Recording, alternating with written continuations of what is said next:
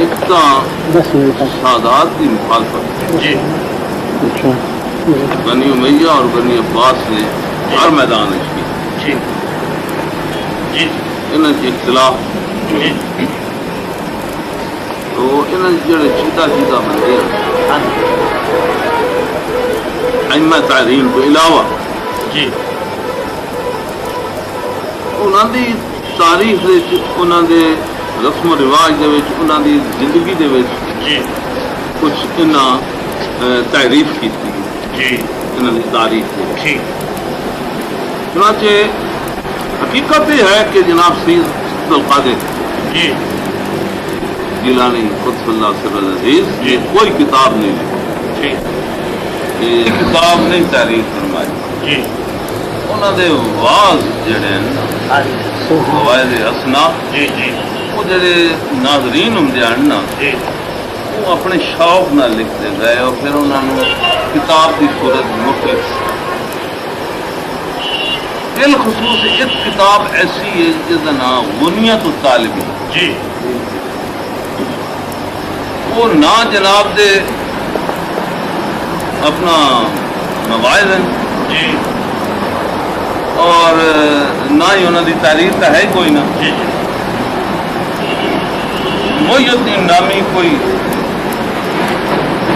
غیر آدمی عالم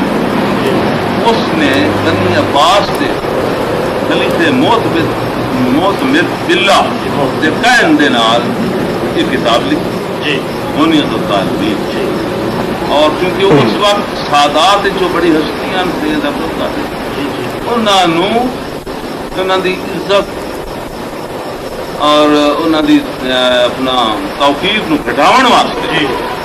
انہوں دے نام منسوخ کی انہوں دی شخصیت نو متنازع بنا آمد الناس نو بھائی تواڈے اتنی بڑی ہستی دا موقف گل اے ہے باو رحمت اللہ علیہ نے بھی اپنی کتاب نور الہدى کیتا ہے جی اچھا کہ غنیت الطالبین جناب کی تحریر ہے ہی نہیں، واہ جدو پھر انہوں نے اس تحریر ہی نہیں تو انہوں پڑھ کے آخنا کہ انہوں کا عقیدہ ہے، اور اس وقت جدوں کہ میرے والد صاحب کے وقت ساڈے سجادہ نشین پیر سید محمد افضل شاہ جی تشریف لے گئے بغداد جی علاق سے سفر انہوں آپ نے بطور خاص فرمایا اچھا کہ نقیب صاحب کو پوچھنا کہ اس تحریر کے متعلق بڑا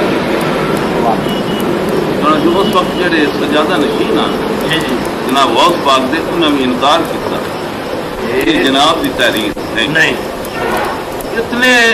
مواد ہوندے ہیں پھر اسی اس گل تے ضد کریے کہ انہاں دی کتاب یعنی ایک جھوٹی حدیث طرح منسوب ہے جی جھوٹی حدیثاں